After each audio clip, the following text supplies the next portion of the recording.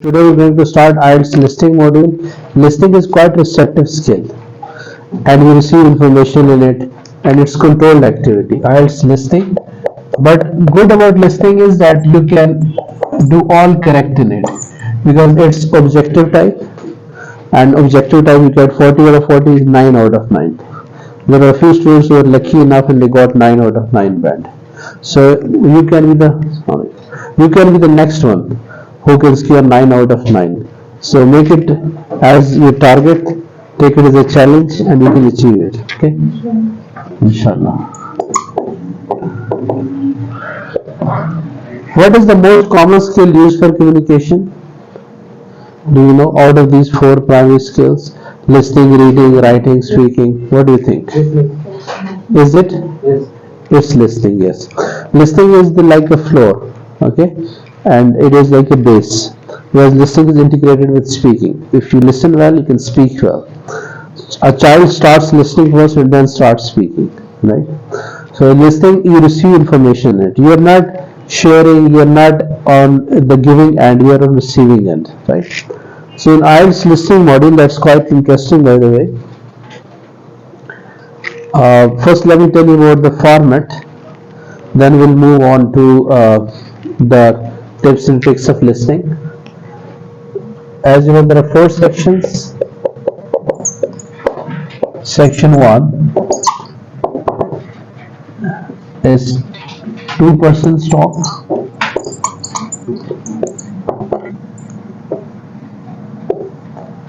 Basically it's on social, journal, daily life context, on social context. Questions 1 to 10 are covered in it. It is the easiest part in listening for it because most of the answers are in numbers, names, places, figures. So it's quite easy to answer these questions. It's like warm-up section for you. So those who are good students, to those who don't drop any question, actually they aim to do all correct in it. So if you get 10 out of 10, so 3.5 band you get in the first section. Now it's easy for you to add on to your band, right? So don't miss any question here. As you know, the exam setting is quite conventional. This is for paper based. That should sit one after another behind another. But in computer delivered test, it's not this scenario. In computer delivered, you're given like a chamber. There's a laptop in front of you, and you're quite autonomous there in using that laptop. Your username, your password is written in front of you. So look at that, and then you can log on through that to username, password. Okay, in computer delivered test. And don't be scared of the instructions which are given there, because on the first page there are a lot of instructions and people think, let me read all these. No, just have a bird eye view, just have a glance on those instructions and move on to the section 1. When they tell you to open your question paper, then you open. If you try to be over smart, try to open the paper before they tell you, then there may be a case, a report, right? So don't do that. Question 1 to 10, and answers are mostly this question type given here. What is question type in section 1? Mostly question types are notes completion.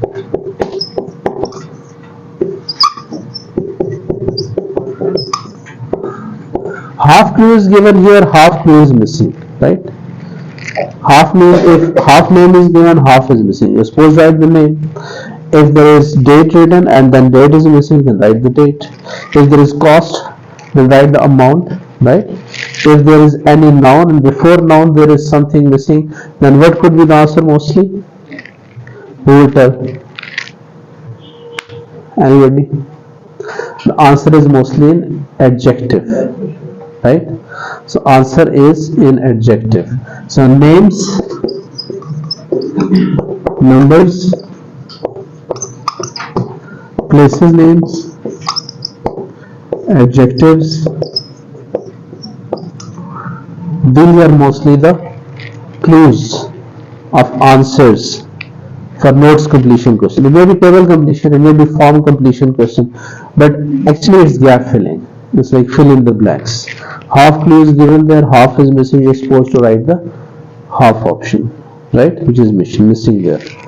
So you are playing with words in it. In IELTS, you are playing with words.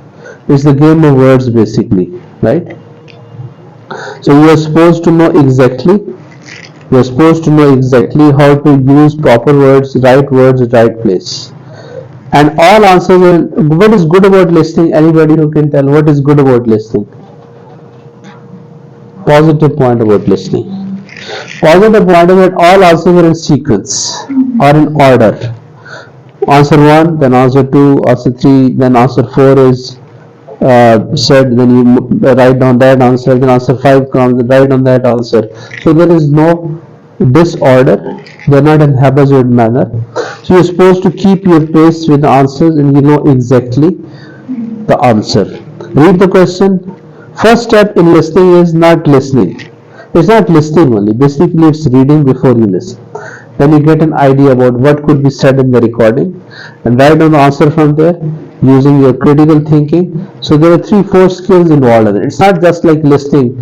Okay, I listen to the commentary, I'm seeing the action there, watch a movie and then you see what's happening there, you know, and understand person is furious, a person is cool tempered because you're seeing the picture, but there is no such picture there in IELTS listening, right? Okay. So answers in sequence. And what is bad about IELTS listening? Anybody? We can't reverse it. G? We can't reverse it. Yes. It is said once only. You listen once only. There is no second time listening. That is bad about IELTS listening. Got it? Walaikum Assalam. No.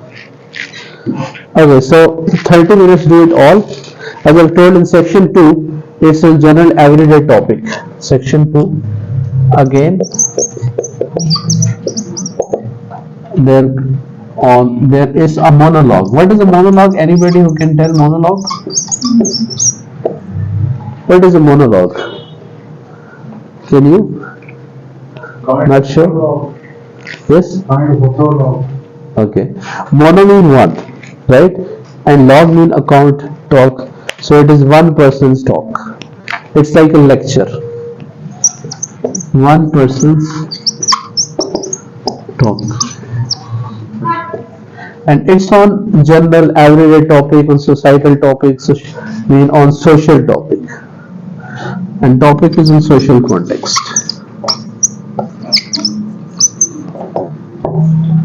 You know, mostly in part 1, it's a conversation between a manager of insurance company, for example, and a client who wants to be insured there. Same way, it may be between a tenant and a landlord, right? It may be a conversation between the manager of a sports club and a person who is interested in getting the membership of that sports club. It may be about the details of something, a crime report, right? It may be about any workshop. So that is quite easy to answer. Understand? But section 2 is like a speech. You need to locate the answers from recording and try to be sharp-minded, quick. Everything you can't write. So you will wait for the answers and use your short-term memory. See the tone, see the mood of the speaker. Accordingly, try to understand who is speaking, what they are saying, what might be the answer, right? So there are mostly answers in blanks, whether it's sentence completion, summary completion, notes completion. Answers are in nouns and adjectives and verbs too. Okay. So here question type, questions 11 to 20 are covered there.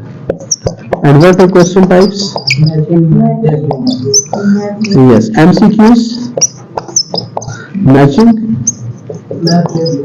yes, and map labeling questions. Map labeling questions.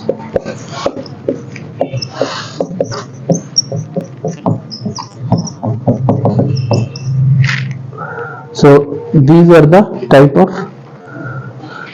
questions there. And question 11 to 20 are covered in it. So this is more challenging than the first section. Correct? Understand? And what's the topic here? It may be a report about something, it may be presentation about a product which is launched in the market, it may be about any scheme, it may be about any plan, it may be about any site plan, right? So there are details there in that type of recording. And then section 3. Section 3 is, some people say it is the most challenging one. Do you agree? Yes, correct. Yes, it is on educational topic, academics, and mostly students talk to each other about research, assignment, projects, presentations, right? So those who are familiar with this, with the environment of the university, and especially first or second year, they are in better position to answer these questions. And those who haven't studied university, it's difficult for them to cope, but it's not very difficult, believe me, because Section 2 is more difficult. Section 3 is more. okay, what was section 4? It's also easy. Right. So it's actually you think so, but mostly people think that section 3 is trickier. The MCQ especially, which are quite confusing sometimes, right? The answers are very close. All options are mentioned in MCQs. Okay. So it's 2 to 4% talk here.